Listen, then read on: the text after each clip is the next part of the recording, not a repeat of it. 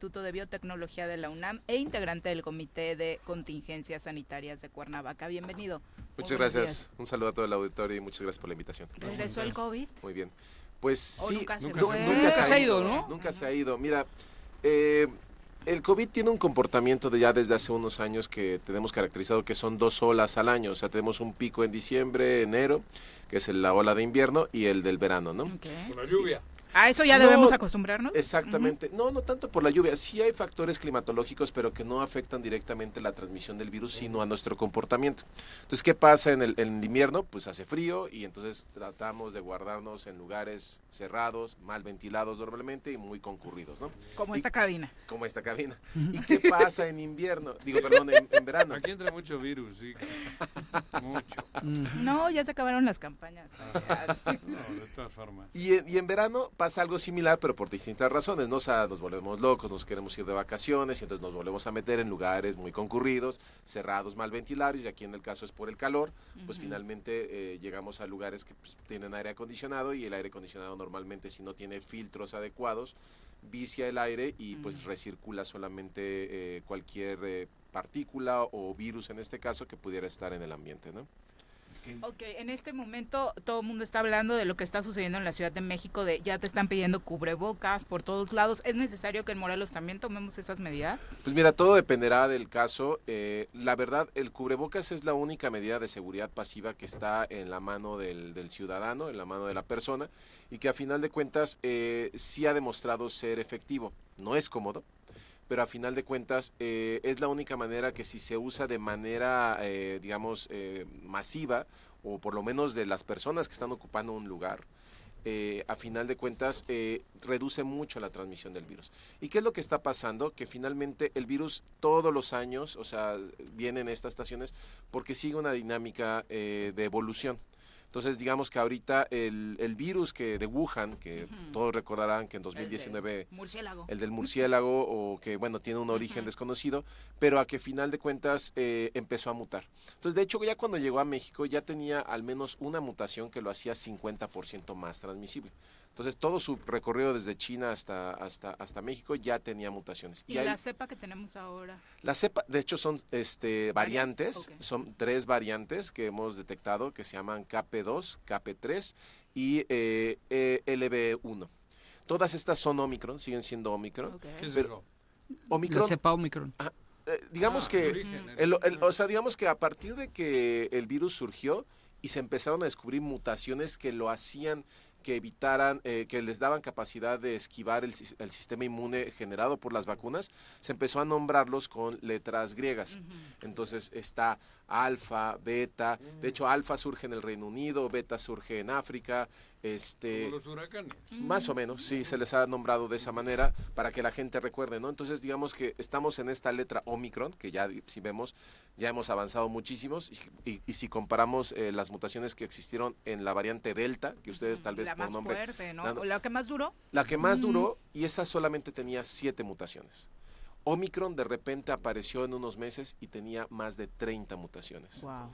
Entonces... Bicho, Sí, muta muy, muy rápido, mucho más rápido de lo que nosotros ¿Y el habíamos riesgo de pensado. mortalidad? Sí, claro. Esa es una pregunta que me hacen recurrentemente. El riesgo de mortalidad. Es que todo el mundo estamos Sí. Preocupados. asustados Claro. por eso, Sí, ¿no? sí. Que perdimos Amigos, unos amigos familias. en este tema. Definitivamente. Y ahora que se dice, otra vez está el COVID, hay un terror terrible. Ahora, aquí está asociada la mortalidad.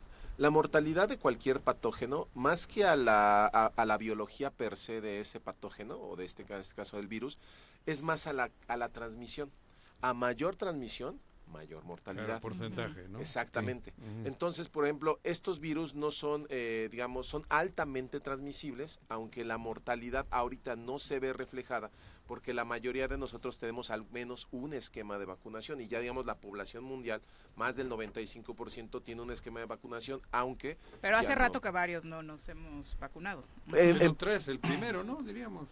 Sí, digamos el que... esquema ya está ahí. Sí, y esto tiene que ver por el tipo de respuesta inmune que generan las vacunas. Hay 2 tipos, una es la respuesta celular, que digamos esa es la que nos está salvando de no ver tanta mortalidad, y la otra es la respuesta humoral, que es la que nos hace generar anticuerpos. ¿Recomendarías que la gente que obviamente tenga por ahí miedo por comorbilidades y demás se vacune de nueva cuenta? El problema es que tengamos las vacunas disponibles y la vacuna adecuada.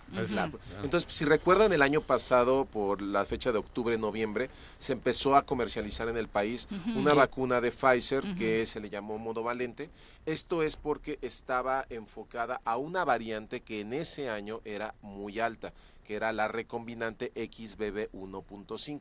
Ahorita estas que les digo, finalmente no hay vacuna exacta para ellas, pero sí en Estados Unidos ya la FDA autorizó una vacuna que es contra la variante JN1, que es como digamos, el ancestro más cercano a estas variantes que están circulando. J siempre es el ancestro de la letra. Pero a final de cuentas, sigue siendo Omicron. Entonces cualquier vacuna que hayamos recibido, de hecho salió otra bivalente en un momento dado contra la BA4, BA5. Entonces hemos pasado por varias vacunas, de hecho esa nunca llegó a México, o sea, los que pudieron adquirir la vacuna el año pasado por sus propios medios, pues tienen algo de protección, pero la vacunación siempre tiene que ser masiva y sincrónica. No sirve de nada que nos estemos vacunando a cuentagotas. Y solo algunos. Y solo algunos, porque no vamos a cortar la transmisión del virus. Ahora, regresando a la parte de mortalidad, digamos que los síntomas sí son más leves, en parte porque ya tenemos vacunas y hemos tenido... La experiencia que ya se... Exactamente, ¿no? Ha habido más de una exposición, aunque esto, a final de cuentas, sigue sin generar esos anticuerpos de memoria que necesitamos para que cuando estés en contacto con el virus, normalmente lo que pasa es que lo neutralizas. Y eso no sucede con este virus por algo que no entendemos todavía. Pero a final de cuentas, ¿quiénes son los que están en riesgo? Son dos grupos etarios. Uno es el de 60 o más, que de todas maneras ellos ya tienen muchas vacunas administradas y están un poco más protegidos, y por lo tanto no hemos visto tanto índice de mortalidad ahí.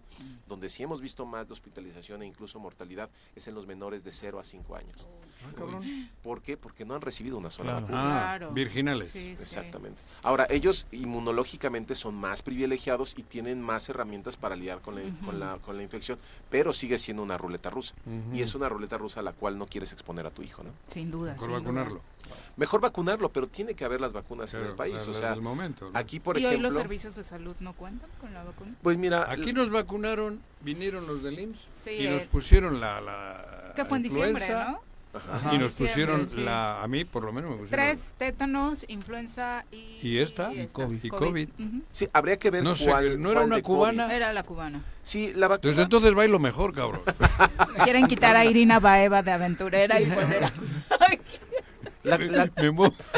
La cuestión con la vacuna Abdala, que es la vacuna cubana, no está en su inocuidad. O sea, la vacuna es segura, o sea, no hay problema de eso, pero es digamos, un despropósito usar una vacuna que no está actualizada.